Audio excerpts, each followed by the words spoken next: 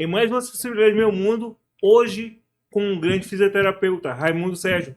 Um prazer te receber. Boa noite, Maxwell. Em primeiro lugar, muito obrigado pelo convite, né? Eu fico muito lisonjeado pelo convite e poder estar aqui participando desse bate-papo com você, uma pessoa que eu conheço desde criança, né? Nos seus Que atendimentos, tratou, né? que tratei ainda criança, né? Na fisioterapia, no início ainda. Sérgio, hoje a gente vai falar sobre a funcionalidade, né, das pessoas com deficiência, lesão, a questão de lesão, questão da recuperação, né, para ficar claro para nossos telespectadores sobre essas questões, né. É, é, Desde daquela época, 1983, a medicina ela mudou muito, né? Mudou, teve grandes avanços, células tronco também, né? Para devolver a movimentação, mas até hoje não se descobriu uma maneira para curar a paralisia cerebral. Mas o que tem de novidade hoje para que essa funcionalidade principalmente do lesado, a qualidade de vida venha melhorar? Na verdade, Maxwell, realmente você tem razão, evoluiu bastante, né? Nós evoluímos muito em termos de pesquisa, daquilo que pode ser feito com o paciente lesado, o paciente de paralisia facial, paralisia cerebral, na verdade, é um paciente com múltiplas, um quadro múltiplo, né, de muitas consequências para a vida deles, seja para a vida emocional, para os familiares e tudo mais. Eu acho que o principal, em termos de melhoria na condição do paciente com paralisia cerebral, é essa inter-relação, essa interdisciplinaridade que hoje nós temos. Temos o físio, temos o TO, temos o psicólogo. Então, tem muita gente, nutricionista, muita gente trabalhando em conjunto para melhorar a qualidade de vida desse paciente. Porque a gente sabe que, na verdade, o paciente, dependendo do grau da lesão, né, ele vai ter uma maior ou menor dificuldade para realizar as suas atividades, né? Então, essa possibilidade de ter uma equipe grande trabalhando por ele, eu acho que essa integração da equipe talvez tenha sido a evolução maior. Tá. Passando pela perspectiva, até a gente chegar até hoje, lá em 1980, né, onde eu nasci, onde não existia a questão do teste do pezinho para fazer o diagnóstico, né? Tudo era muito custoso,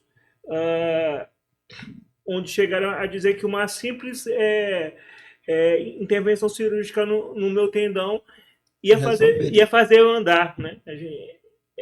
Era um grande ortopedista que a gente não vai citar aqui. E depois se descobriu que na verdade, vinha de uma anoxia cerebral que causou uma lesão no cérebro, né? Então, tu poderia esclarecer, por exemplo, a paralisia cerebral espástica, que é a minha, aonde que vem o maior comprometimento? Da paralisia espástica? Espástica, da espástica.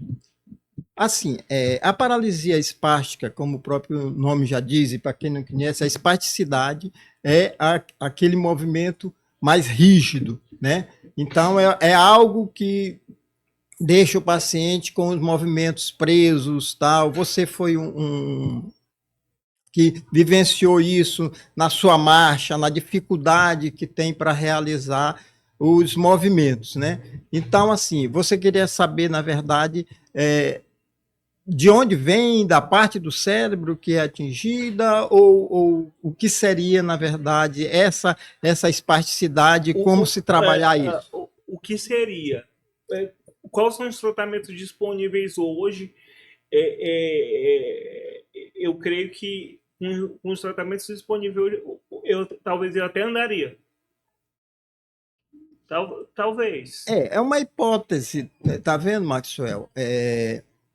Mas os tratamentos, hoje em dia, além de novas drogas, que isso aí já é uma questão do médico, né, de toda essa novidade da química do paciente para o paciente com paralisia cerebral, né, hoje em dia a gente já sabe que métodos que antigamente era só o método Bobat, o método Cabot, hoje em dia existem novas formas de tentar quebrar a espasticidade desse paciente. Fala de algum método desse inovador e explica para a gente o que é. Sim. Basicamente, a facilitação neuromuscular proprioceptiva, tá? Que é baseada em um estímulo com um relaxamento. Um estímulo com relaxamento. Seria Eu estou falando. Uma espécie de botox? Não, não é. Não. Botulínica? Não, eu estou falando de uma técnica da fisioterapia. Tá entendendo? Não estou entrando em área que é do médico, da aplicação de um botox ou alguma coisa desse tipo, mas de uma prática dentro da fisioterapia que pode facilitar a quebra dessa espasticidade. Tá? Assim, e dizer que, olha, se eu tivesse disponível esse tratamento, talvez a tua qualidade de vida, e eu considero hoje que você superou de uma forma absurda tudo isso, né? E conseguiu muita coisa, né? Mas na verdade essa situação de que a gente pode com novas técnicas, com novos estímulos, ajudar muito mais esse paciente, talvez isso tivesse melhorado um pouco mais a tua condição física mesmo. Tá. Não, a minha qualidade de vida ela melhorou muito. Eu consigo beijar na boca. Olha aí, isso é uma felicidade. Brincadeiras à parte. Brincadeiras à parte. Sérgio, a gente tentei trazer aqui para os dias de hoje o mundo da fisioterapia ela não era tão acessível lá atrás. Hoje existe muitos profissionais, né, se qualificando, entrando no mercado, né, e uma série de novidades. Vamos falar de lesão medular. Sim. Aonde começa a lesão, aonde o paciente ele pode mexer só o pescoço e é onde ele pode mexer todo o corpo. Explica um pouco isso pra gente. Ou aquele que só pode beijar na boca. Tá bom, vamos tentar colocar da forma mais simples possível para que todo mundo entenda, né? A lesão medular, ela pode ser completa ou incompleta, né? Então, a lesão medular completa, existe uma secção ali da medula e esse paciente daquele nível para baixo vai perder função sensitiva, função motora e todas as funções do nível da lesão para baixo. E é uma lesão incompleta que também é dividida em vários níveis. Essa lesão incompleta ele pode ter uma parte da função motora preservada ou uma parte preservada e a sensibilidade comprometida e assim sucessivamente. Existe uma escala com diversos níveis dessa lesão medular. Né? Então, são essas a lesão completa ou incompleta, e cada uma com suas especificidades. Por exemplo, um paciente lesionado na sétima vértebra, que é a forma mais grave, né? Sim. forma mais grave, ah, a expectativa de vida de um paciente como esse? É um paciente que fatalmente será um tetraplégico. Né? O que é a tetraplegia? Ele vai perder os movimentos do braço e das pernas, né? Ele vai ter uma lesão onde ele vai estar provavelmente, diria, condenado, mas que ele irá para ser um cadeirante. Então, esse tipo de lesão, a lesão cervical alta, geralmente vai dar uma tetraplegia. Tá? Cervical alta, eu digo, porque acima de C4, dificilmente esse paciente vai sobreviver com uma lesão completa, porque vai atingir os centros respiratórios e esse paciente, em geral, vai a óbito. Se eu tiver uma lesão de torácica, ou seja, de T1 até T10, então são lesões em que vai afetar a coluna e alguma coisa de membros, mas com menos intensidade. Se eu tiver uma lesão lombar de L5 até L1, ou seja, da primeira vértebra lombar até a quinta, esse paciente vai ter uma paraplegia, ou seja, vai perder os movimentos da perna e, dependendo do grau, pode comprometer as funções, as outras funções sensório-motoras. Assim, só para ficar claro, quais são os comprometimentos ao longo dessa vida? Esse paciente pode chegar à fase idosa? Pode sim, sem problema nenhum. Tá? Esse paciente de que lesão que você está falando? De uma lesão de cervical, uma lesão mais alta? A lesão mais alta. Esse paciente pode sim, pode ter uma vida longa. Porém, assim, é um paciente que necessita de muitos cuidados, né? Necessita de cuidados especiais, e às vezes aí está a grande dificuldade, né? Assim, a questão financeira, né? A questão do suporte, né? Familiar, né? Então vai depender também do nível que esse paciente esteja socialmente. Aqui no estado do Maranhão, tu não considera que ainda não existe um centro que possa dar um suporte, vamos dizer assim, com dignidade, da forma como o paciente precisa? Assim, sempre está faltando alguma coisa, tá vendo, Maxwell? Em termos de reabilitação, assim como, infelizmente, tudo no nosso país, no nosso estado, sempre falta alguma coisa. Sempre né? É deficiente, né? É deficiente o atendimento. Nós temos um centro de reabilitação grande e tal, mas assim, e a demanda que é grande, eles não conseguem, na verdade, atender a todos que necessitam. É um paciente que necessita por um longo período. Às vezes o paciente faz 10 atendimentos. Sim.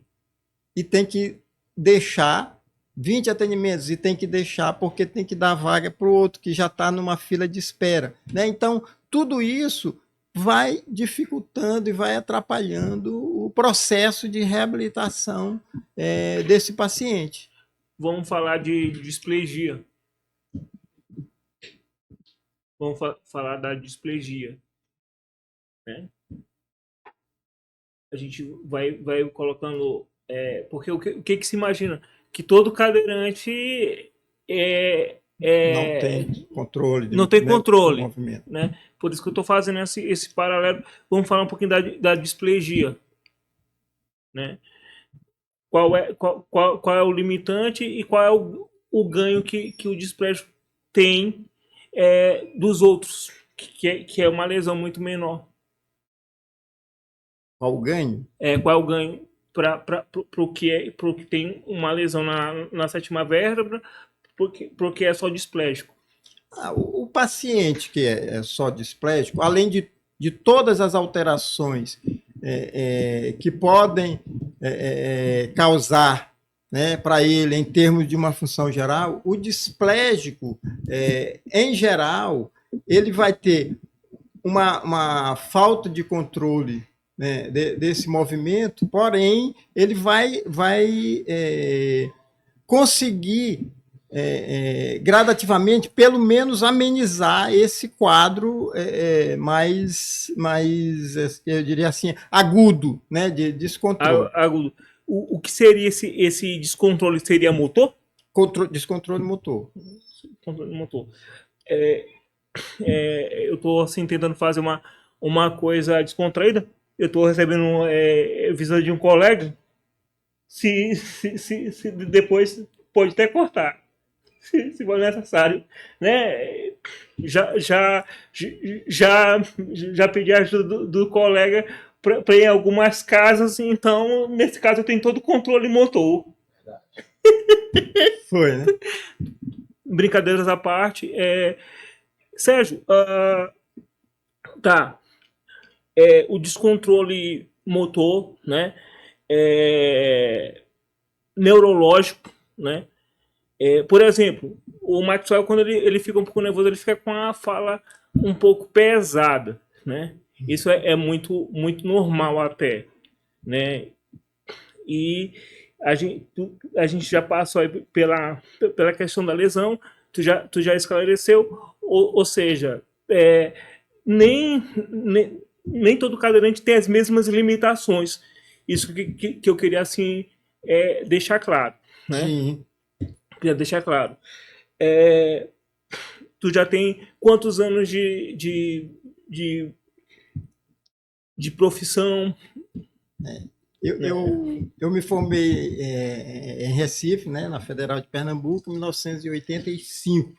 Ou seja, esse ano agora eu completei 40 anos de formado, mas a partir de 86 eu comecei minha atuação aqui em São Luís. E assim, era uma época em que não se tinha quase nada de fisioterapia, até mesmo para a gente começar os atendimentos em hospitais. Hoje em dia tem o especialista, o fisioterapeuta especialista em UTI, o fisioterapeuta respiratório, tal. Então o paciente tinha AVC e muitas das vezes os médicos encaminhavam depois que já daram tudo medicação, o paciente já estava espástico, as lesões todas já estavam praticamente definidas, né? E vai para lá porque vai ver se tu faz alguma coisa de fisioterapia, né? Quando hoje a gente sabe que o paciente teve o AVC, né, estabilizou, a fisioterapia começa direto no leito hospitalar, né? Então, assim, a coisa tem que ser muito precoce, o mais cedo possível e menos lesões esse paciente apresentar, tá entendendo?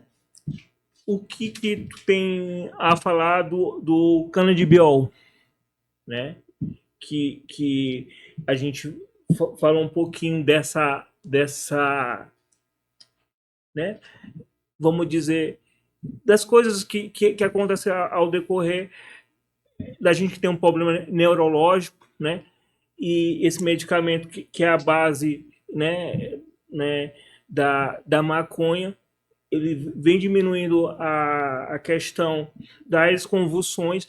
O que tem a dizer assim, o que ele tem contribuído realmente e qual é a verdadeira eficácia dele? Assim, eu não posso adentrar muito nesse assunto em termos dos efeitos do canabidiol. O que eu posso dizer... Funciona.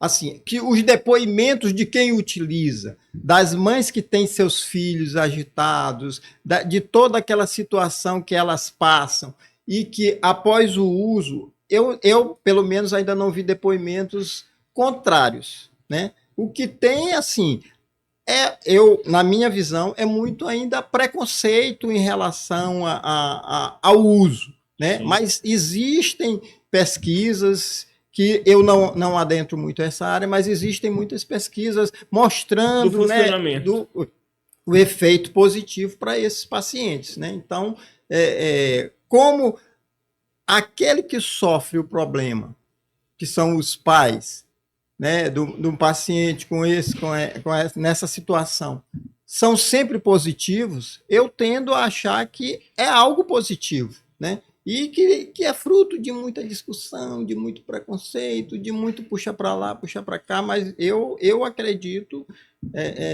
que é algo que beneficia os pacientes, né? No início do nosso bate-papo, tu falaste, a gente falou de estrutura clínica, de aparato médico. Qual a importância que tu vê a questão do aparato familiar?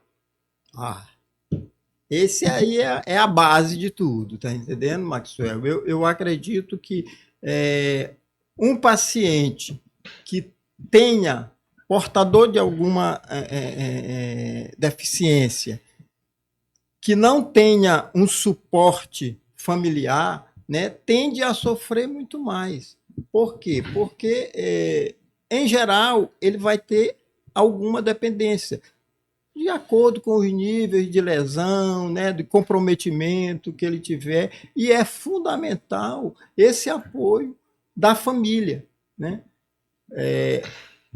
para orientá-lo, sim, nas suas AVDs, até o momento em que ele consiga realizar suas coisas, e tem situações onde as pessoas vivem na dependência do resto da vida, porque tem níveis diferentes de lesão, né? Então, assim, sem esse apoio familiar, dificilmente esse paciente tem algum avanço no seu quadro, tá? É fundamental esse suporte da família.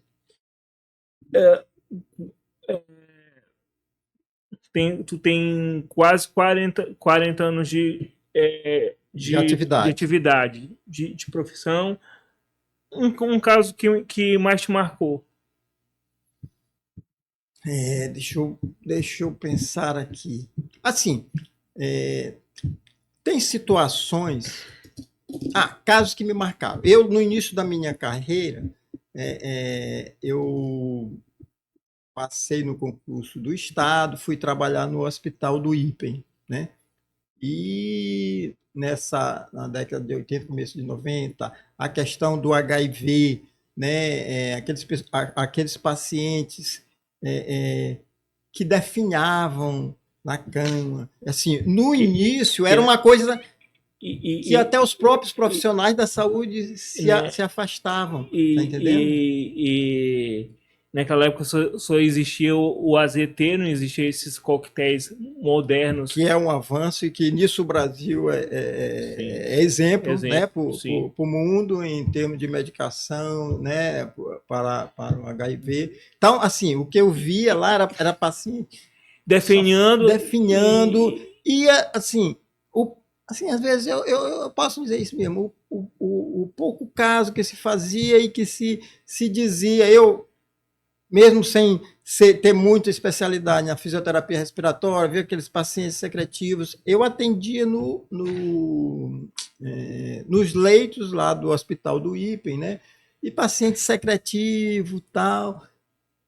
Aquilo ali é uma coisa que me marcou muito, né? Ver como esses pacientes iam morrendo, iam sumindo na cama, né? Então esse foi algo que me marcou muito, e eu era muito jovem ainda, né? Nos meus programas aqui no podcast, com meus convidados, eu converso muito sobre a questão do preconceito. Para ti, de lá para cá, esse abismo diminuiu, o preconceito tem diminuído ou ele está mascarado? Assim, na verdade, como a sociedade toda avança, né? Então, sim, assim, existe uma evolução da sociedade, políticas mais inclusivas, que fazem com que esse preconceito, e aí eu fico com um pouco de interrogação. Esse preconceito, talvez as pessoas tenham medo hoje em dia de manifestar mas pela questão de ser De condenado em condenado, redes de um sociais, de um processo, processo, porque de uma linguagem mais moda de ser é, cancelado, eu posso né? dizer, ficou mais módico, assim, menos incisivo o preconceito, né? Mas a gente ainda tem muita coisa para avançar, tá vendo, Maxwell? Sim. Quando eu te fiz a pergunta de que mais assim te marcou, eu pensava que tu ia dizer que tu ia te marcou que eu tô me tornando o professor Xavier. Não, de jeito nenhum. Né? Porque tu foi um cara assim de dentro da minha casa, tratou meu pai que teve Um um AVC. AVC, então, né? Então a, a, a evolução ela existe e quando eu te pergunto se nós avançamos é aquilo que eu bato muito no meu podcast, mas se nós queremos ver, eu repito muito, se a gente quer ver, se a gente realmente é, quer que se consiga essa transformação. Sim, assim, deixa eu até fazer aqui porque eu, na verdade, comecei a trabalhar com fisioterapia geral e tinha minha clínica e trabalhava Que era a a Physioclinic, que era lá Fisioclin, no centro. lá no centro, onde você iniciou sua fisioterapia, Sim, né, naquele período sim, ainda criança, criança. né? Mas aí depois eu fui me encaminhando assim, pelo próprio segmento, né, da vida profissional da gente, eu acabei caindo na hanseníase. Trabalhei durante 18 anos com um paciente de hanseníase e não tem nada mais arraigado na sociedade que ainda é esse preconceito contra o paciente de hanseníase, né? Que era a lepra A e que o lepra. paciente era afastado da família, tinha as colônias que hoje em dia, Que se graças a chamava Deus, leprosário. leprosário, que hoje em dia, graças a Deus, acabaram, não tem mais isso, né? Então, assim, eu digo isso porque eu atendi muito paciente que contavam essas histórias. E essa daí poderia ser uma outra daquela que tu disse, qual foi o caso que me chocou. Era paciente que já idoso que foi afastado da família, tal, numa época muito onde o preconceito era muito forte, né? Era latente. Ainda hoje a gente Mas, tem. mas se tu trazendo para minha realidade, a lepra era uma doença contagiosa, né? Que era contagiosa. E se tu olhar uma pessoa com deficiência, ela não é uma doença contagiosa, ela apenas tem uma limitação. E por a gente sair de um contexto, né?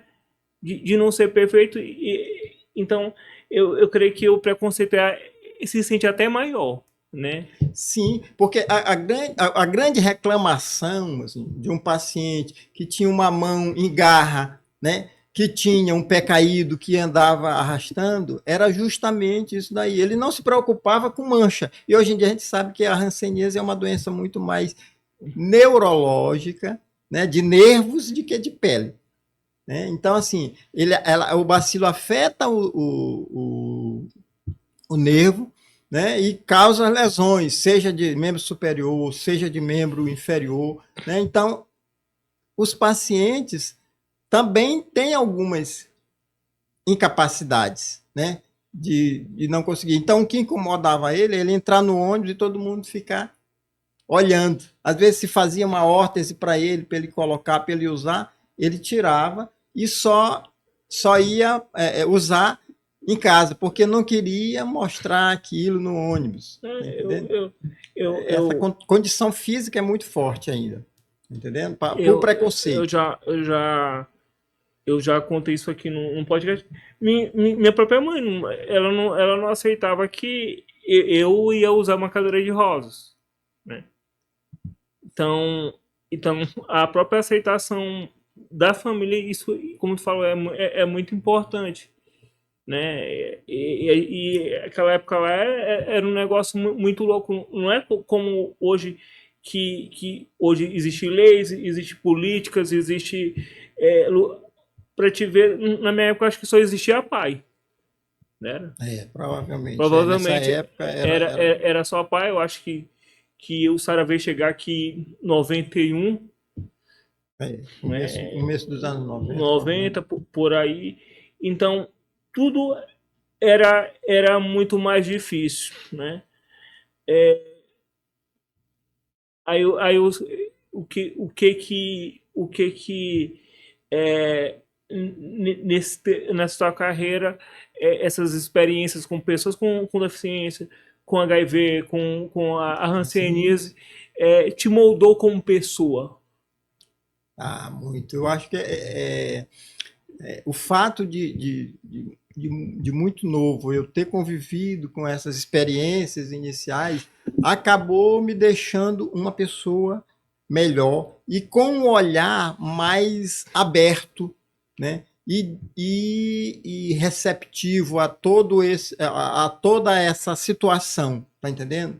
Porque a gente precisa olhar o outro, ver que o outro pode ter uma diferença, né? E assim, a pessoa, quando se fala, porque é incapacidade, ele pode ter uma incapacidade para uma determinada coisa, mas não ser incapaz para outra. Quando diz assim, o cara tem uma incapacidade, tem uma incapacidade para isso, mas intelectualmente ou mesmo de todo e qualquer sorte, ele pode não ter incapacidade para outro tipo de coisa. Então a pessoa é taxado logo como incapaz. Eu acho que eu bato muito nisso. Eu acho que a incapacidade vem muito da nossa sociedade, né? E cada vez que eu chego num local, tem uma dificuldade diferente, né? A gente teve essa semana aí num restaurante, a cadeira não entrava debaixo da mesa, então eu tive uma dificuldade. Então, a gente olha assim, por isso que essa minha pergunta, ela é muito recorrente e ela vai acontecer para mim enquanto eu achar necessário. Será se querem que mude? É, é, será que as pessoas querem que isso mude? Será que querem que as políticas públicas saiam do Sejam papel e sejam cumpridas? implantadas realmente, né? Porque no dia que 50 a gente tem uma política pública da pessoa com deficiência muito, muito completa, mas que pouco sai do papel, né? A gente tem uma dificuldade muito grande, né? Doutor Bruno está ali no bastidor e a gente muitas vezes visitou o tribunal. Eu tive uma dificuldade muito grande, né, Bruno? De adentrar, de poder, De ter acesso de ter acesso, corretamente, né? Sem precisar ser carregado, sem... ser carregado, de ter um pouco de dignidade, né? O mínimo do mínimo, né? E aí a gente se indigna de ver que as políticas públicas, toda a propaganda é bonita, todo mundo acha que tem que ser feito, mas pouca gente faz realmente acontecer, né? Tá. E aí, Maxwell, eu quero te dizer, eu quero fazer uma colocação aqui em relação a isso. É, realmente hoje tem muita política pública, né, em relação à acessibilidade, ao direito da pessoa portadora de uma deficiência, mas tudo também, na minha opinião, evoluiu por conta da participação social. Eu acho que, assim, as sociedades organizadas de deficiência, específicas, né? Porque existem várias, né, entidades aí Entidade, sim. brigando, né, para participar e cobrar. Eu acho que isso é fundamental para que a coisa ande. Não que isso vá resolver, mas que isso vá encaminhar.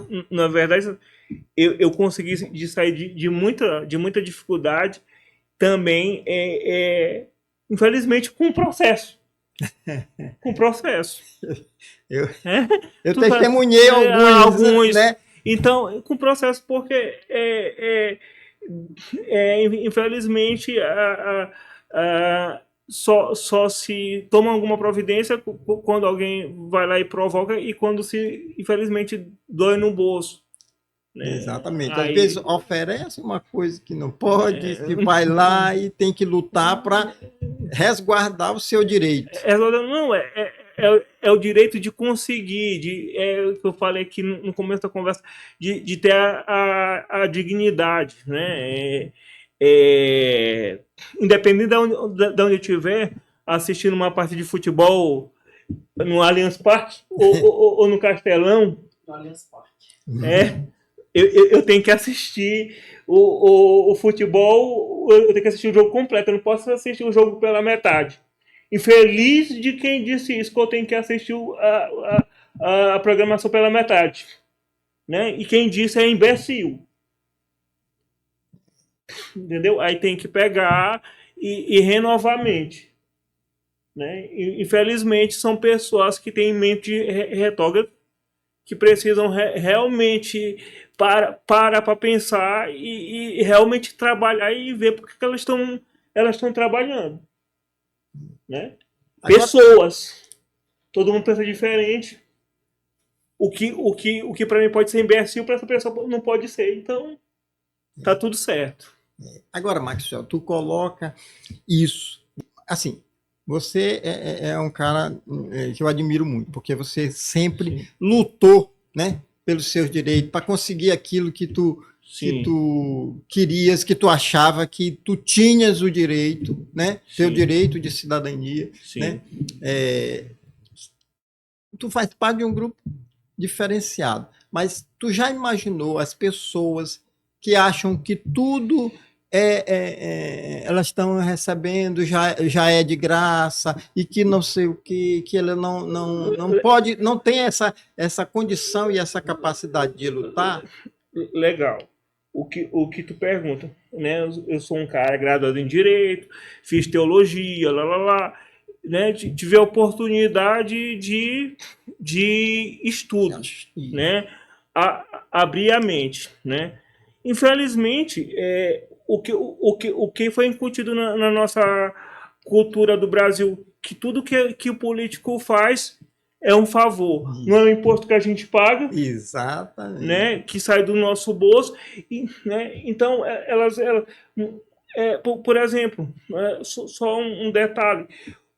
Hoje, um ingresso básico do básico para ti no teatro é R$100. Para uma pessoa com deficiência que ela depende de um BPC da vida, R$100 é muito dinheiro. Né? Não tem. Um livro é R$50, o mais baratinho. Então, a cultura ela depende do ensino, ela depende que a pessoa entenda que existe o direito para ela, que não é um favor e que ela não seja, né, uma massa de manobra. Isso. Então se deve vamos dizer, o custo de como vem essa cultura. Né? Então, eu tive a felicidade de me graduar em Direito, eu tive a felicidade de me tornar um teólogo, né? De ter as oportunidades, né? Que até hoje tive, mas as pessoas pensam isso porque não é porque elas querem pensar, é porque elas não conseguem ter acesso. Isso. E quem deveria entregar isso para elas faz elas de massa de manobra. Isso, faz elas acreditar que tudo aquilo ali elas estão a favor e que o político está muito bom porque está provocando aquilo. Na realidade, é direito, né, de cada um, de cada cidadão receber aquilo. O paciente com deficiência tem que ter a sua direito à acessibilidade, mas nem todos, assim, mas eu até mesmo quero dizer, a grande maioria fica à margem dessa situação. Desse achismo, né? É isso. Dessa falta de informação. Até porque a gente vive numa cidade, a gente vive numa metrópole de São Luís, mas que os municípios ainda são muito carentes, né? E estão centralizados na mão de grupos, né? Então, ali no interior, quem não consegue ser professor vai ser lavrador. Então, muitas vezes até não debate, porque fica com medo de perder o seu ganha-pão. O ganha-pão, Né? E muitos não têm nem a possibilidade de chegar a São Luís para tentar algo melhor. Né? Né? Eu estou me referindo muito a Bruno que aqui, porque a gente conversa muito, né? A gente faz alguns trabalhos aí. E aí ele diz assim, Bruno, eu sou meio doidão, né? Eu falo tudo. Falo tudo. Então, assim, é uma questão. É uma questão. O que a gente tem risco de perder toda vez que a gente se cala? A gente tem que ter coerência, responsabilidade, agora a gente não pode perder nossa identidade. Perfeito, Marcelo. Porque eu aprendi que eu chegar em determinado lugar, eu ser grande, pequeno ou médio, isso eu não preciso interpretar. Eu sou uma pessoa, eu sou uma pessoa, não preciso interpretar, eu só preciso ser eu mesmo. Então, o que vai definir, o que vai fazer eu ficar, as pessoas vão definir se eu posso ficar e eu vou definir se eu quero ficar. E eu não preciso interpretar. Entendeu? Porque quando tu acredita que tu é capaz, eles podem fechar 1000 portas para ti, mas consegue abrir uma muito maior. Eu acho que isso é mais do que a autoconfiança, isso vem do acreditar, né? Isso, Marcelo. Né? Assim, eu sou testemunho dessa tua luta, né? E o quantas barreiras tu tiveste que vencer para conseguir chegar onde tu estás hoje, né? E assim, com esse programa também, que eu acho isso aqui maravilhoso, é um canal, né, para que as pessoas possam se identificar mais com a causa do paciente com deficiência e abrir, né, a visão de cada um. Como eu gosto de dizer, é um canal, é uma voz. Agora, vamos tomara que agora seja diferente, viu, Wanderson? Vamos pro bate-bola, no oferecimento de Max, Leila de Deus, Rei Arthur, Facan.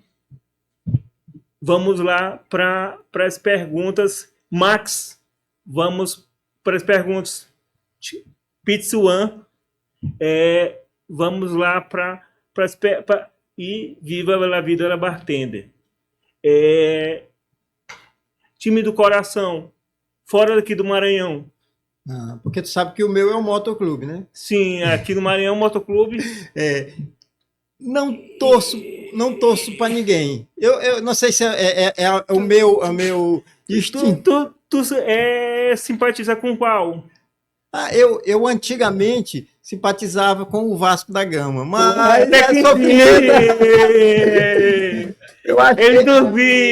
eu acho que a minha tendência ao sofrimento, porque o meu motoclube, coitado, faz muito tempo que não. Agora está sobre nova administração, novo presidente, né, o Cabral. Vamos ver se a coisa funciona. Mas está muito difícil. Eu sou boliviano, vamos ver se o presidente acerta aí o dono do Sampaio. Acerta, né? Ele mesmo virar SAF, Sampaio. Ele mesmo falou no podcast que o Sampaio Corrêa é o único clube do estado que tem as contas agora aprovadas e públicas. Ele que disse. Eu escutei. Ele disse, e tá no YouTube, tá gravado. Ele disse. Se é verdade, eu não sei porque eu não vi. Mas se ele disse, eu acredito. Tu, como um bom boliviano, quer acreditar. É, sim, não é que eu ainda não vi, então se ele disse, Não né, acredito. eu acredito e espero que a gente saia aí da quarta divisão, da onde, né, e volte para a Série B. Fala um pouquinho do Sérgio Pessoa, do Sérgio Família. Ah, assim, para mim, família é tudo, né? Eu tenho 35 anos de casado, tenho 2 filhos, né? Uma psicóloga e o outro formado em design, todos os dois, graças a Deus, trabalhando, lutando pela vida, né? E o Sérgio, hoje em dia, é uma pessoa muito melhor. Eu me considero que hoje eu sou uma pessoa ainda em evolução, né? Não sei quanto tempo ainda terei por aqui, só Deus sabe, mas eu sou uma pessoa que atualmente me preocupo muito mais com as pessoas de que com alguma coisa que eu possa conquistar, que eu possa conseguir em termos financeiros. Né? Tu te considera uma pessoa de até aqui de missão cumprida? Eu acho que eu estou prestes a me aposentar, né? Eu acho que mais uns 2 anos e pouco eu estou aposentado, né? Mas assim, em termos profissionais, Hoje tu estaria satisfeito? Tu acha que tu conseguiu galgar, alcançar aquilo que tu almejava quando era jovem? eu acho que foram mudando foi mudando a minha visão de mundo e aquilo que eu achava que era muito importante no começo da minha carreira, pelas minhas experiências, foi acabando ficando para segundo plano, né? E hoje eu acho que eu tive muita sorte por, por trabalhar. Assim, eu trabalho no Hemomar, atualmente eu só estou no Hemomar, que eu sou concursado do Estado, e trabalho com coisas que eu nunca imaginei trabalhar na minha vida. Te falei da hanseníase, que eu trabalhei muito tempo e gostava com pacientes, que a gente teve uma vivência muito importante para formar aquilo que eu sou hoje. E eu acho que a minha missão ainda não está cumprida. Vai estar cumprida quando Deus me chamar. Eu não Né? quero ir dizendo que eu deixei alguma coisa para fazer. Né? É, vamos lá. Pra gente, como eu fiz isso no outro programa, eu vou repetir essa pergunta. Qual super-herói tu acha que tu seria? Um patrocínio de Estação das Flores. Diz aí pra gente qual o super-herói que tu acha que tu se encaixa. Se tu pudesse ser um super-herói, qual que tu seria? Rapaz, primeiro, eu não gosto muito de filme de super-herói. Eu conheço muito pouco super-heróis, só aqueles da minha época, Então, de super-homem, de Batman, então de pronto, tu pode coisa. ser o super-homem, tu pode ser o Batman. Eu às vezes, seria o super-homem para alguém e um coringa para outras pessoas. Não sei como é que me olham hoje, né? Mas eu acho que, assim, eu não conheço muito super-herói. O outro convidado disse que também se sentir que queria ser o Coringa, como eu disse, de vez em quando dá vontade de eu ser o Coringa, Pois é, né? Dá vontade de eu ser o Coringa, né? De vez em quando aí, com certeza. né? Então, eu queria para te deixar aí, queria deixar meu agradecimento de mais uma vez estar aqui, né? Nessa conversa gostosa, né? Nessa acessibilidade em meu mundo, que um dia seja o mundo acessível para todos, é isso que eu sonho, né? É isso que a gente está dando o primeiro passo, que é o nosso embrião, que no futuro é, venha a se realizar, mas que talvez eu não venha ver isso, mas que aonde eu tiver vendo isso 100% concretizado, eu vou estar muito satisfeito e feliz, né? Porque a gente sabe que é uma construção de anos, né? A gente planta e aí vem outros e faz com que isso cresça, né? é uma satisfação ter te recebido, né? Como tu diz, mais um alguém que viu eu crescer em todos os sentidos, né? Eu sei que sempre tu esperou que eu virasse o professor Xavier, mas de vez em quando eu quero ser o Magneto. Eu quero ser o Magneto, aquele que controla no pensamento, né? E às vezes como a gente vive aí no mundo da tecnologia, que a Max nos proporciona isso, né? Que é um dos nossos apoiadores, né? A gente vive numa tecnologia onde a gente tem a possibilidade de mudar mentes, de dar uma palavra de conforto para alguém através de uma ligação, de um abraço, ou de fazer o bem ou o mal para alguém, mas isso é da nossa escolha. Né? Eu queria te agradecer e queria para te deixar todas as redes sociais, né, profissionais, para quem quiser te procurar, né, para E, Maxwell, eu uso. tudo Tá, em primeiro lugar, primeiro lugar, eu só queria deixar aqui meu agradecimento mais uma vez pelo convite, né, de poder participar desse bate-papo mesmo, assim, sobre tudo que a gente conversou aqui e principalmente deixar uma mensagem para ti, para o grupo, para todo mundo que está nesse projeto junto contigo, né, da acessibilidade, que você né, continue. Eu sei que você vai continuar, né, porque é assim, e eu fundamental. queria agradecer mais uma vez o Estúdio 7 que vem nos dando o apoio, todo o apoio para que isso aqui aconteça, porque a gente não consegue sozinho. Acontece primeiro por causa de Deus, depois por causa de todos nós que estamos aqui envolvidos, né? Que faz isso aqui acontecer, né? A gente é, a gente faz em troca eles recebem porque eles acreditam nisso, como eu acredito, porque isso aqui vai dar em algum lugar, né? Então, mais uma vez a gente encerra a Acessibilidade do Meu Mundo. Foi um prazer te receber.